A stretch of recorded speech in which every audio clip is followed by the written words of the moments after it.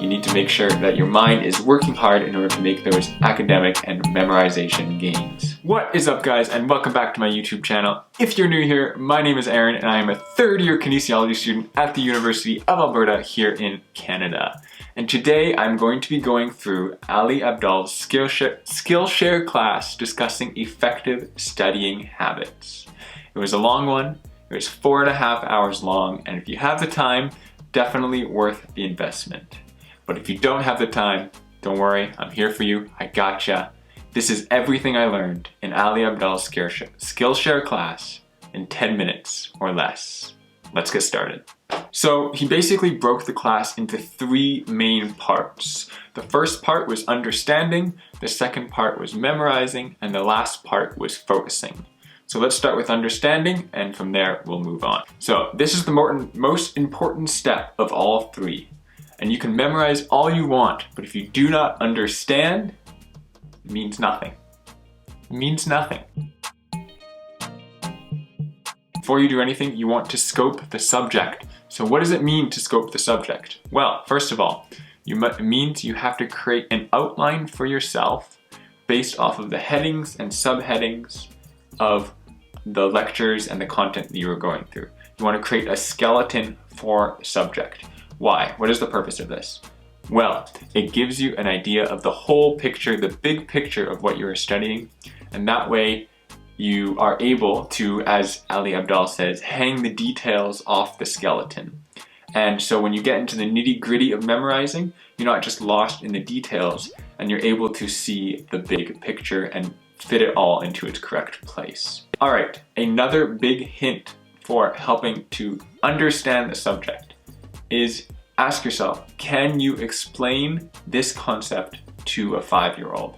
Or if it's a really complex subject, to a regular human being who is not involved in your studying. Are you able to articulate it? Are you able to teach it?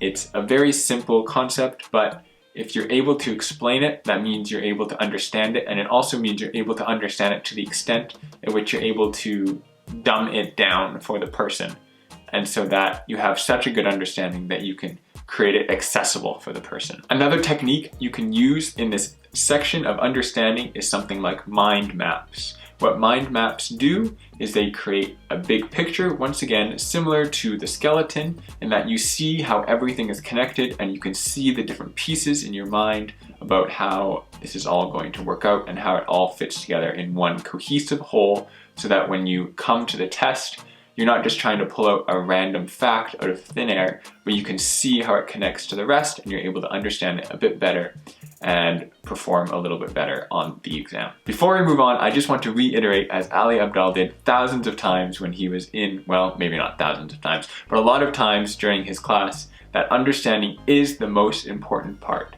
You have to seek to understand really what you are learning. Don't just seek to memorize. Use Wikipedia if you have to. Use different resources outside of your lecture notes. If something is just not clicking in your mind, take the time, go through the models, understand it in your mind, and it will just benefit you so much more in the exam, because you don't necessarily then have to absolutely memorize everything, but you're able to work out the process because you actually understand it and haven't just memorized it.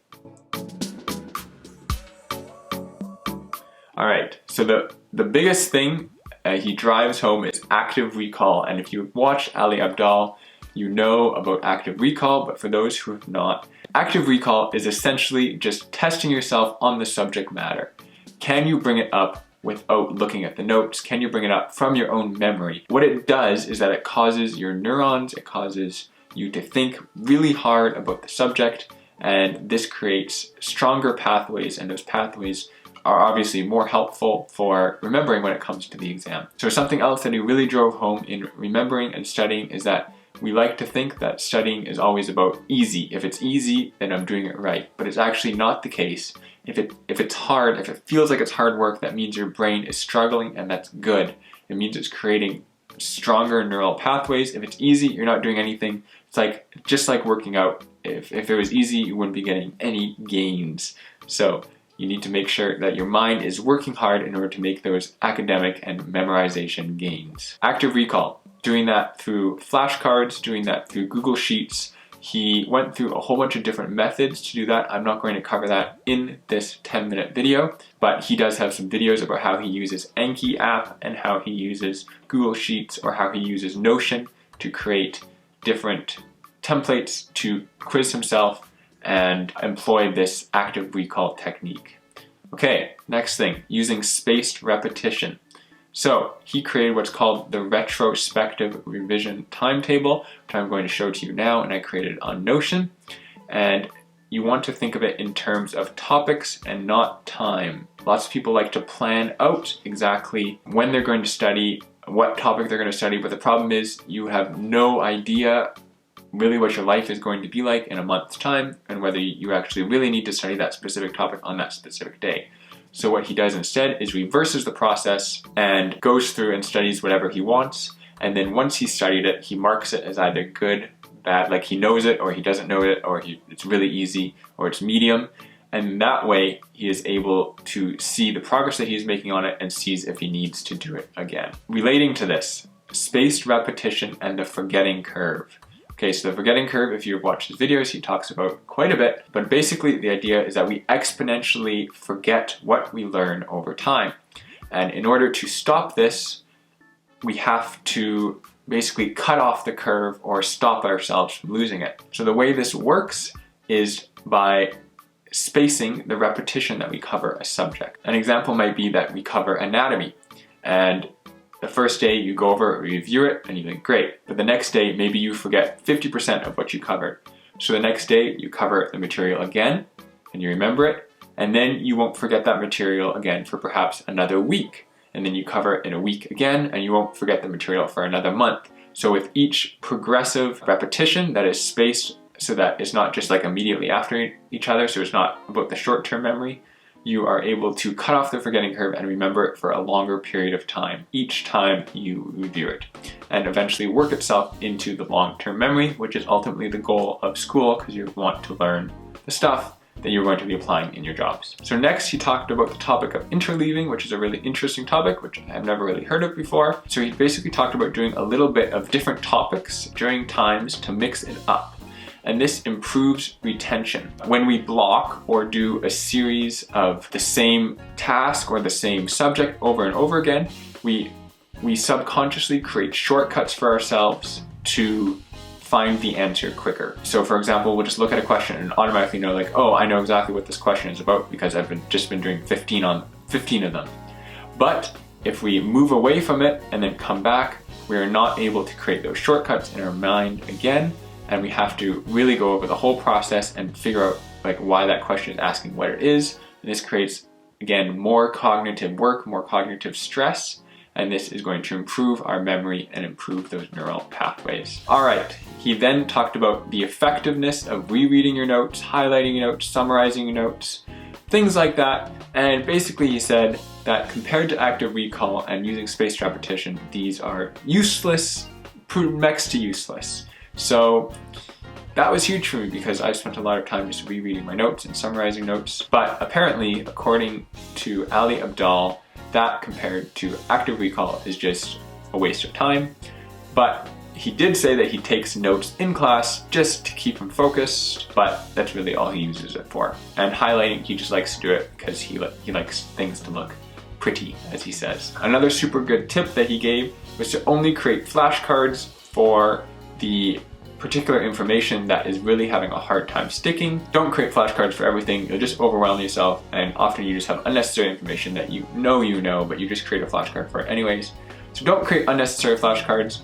Maybe only create flashcards after going through the material once or twice, so that way you know what's just not sticking in your mind and you have to create flashcards for. Mind palace. I'm sure a lot of you have heard the mind palace technique, where you associate a room with and each object in a room with a different something you have to remember, and then you kind of walk through the room or the area in your life or the street, something you're very familiar with, and you walk through it in your mind, and then each item symbolizes something different for you. That's another possible technique to try and remember things. He did mention a few other techniques like the peg system, which I'm not going to go into here because I didn't think it was super duper helpful. Obviously that is just my own personal judgment, but I would never really use it.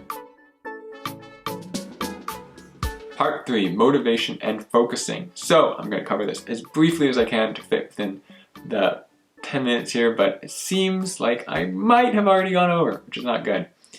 And I've been speaking quite fast as well, but we'll see. He recommends a book called Motivation is a Myth, and he talks about replacing motivation with discipline. And there's an article that argues that there's no need to feel like you want to do it before you do it. So it's not necessarily about feelings or emotions, just a knowing cognitively that you must do it. However, that being said, you want to make the studying process as pleasant as possible because you're much less likely to do something that is not as enjoyable. One way to do this is to treat studying as a game, to come at it with a mindset that you're challenging yourself, to seeing what you could possibly learn, to seeing how good you could possibly do on the test, and kind of like in that Mark Rober Super Mario Effect TED Talk, if you've ever seen that, about gamifying your life and kind of using that with studying. Next thing he talked about was reducing distractions. That means putting your phone outside of your room, trying to get into deep, intense work, creating friction between you and the inevitable social media apps that just tend to distract while you're studying. He then discussed the Pomodoro, something like that technique, which is quite common among study YouTubers, and basically it's this 25 minutes on, 5 minutes off type idea. He said he used to do it a lot in medical school and it would be a lot of fun, and he would do it with his friends and they would just study for 25 minutes and 5 minutes off. What he recommended was that although this is good, set a time that you are comfortable with. If you can only do 10 minutes, only do 10 minutes. If you can go for longer, for 40 minutes, 40 minutes. Don't be as stringent with just 25 and 5, because sometimes you'll reach the 25 and you'll be in the middle of a deep, intense work and it'll just break you from it.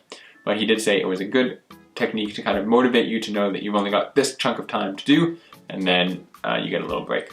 So that's one way to stay motivated and stay focused while studying. He then talked about the best music to listen to while studying. The first thing he said is that music with lyrics is by and far the worst type of music to listen to.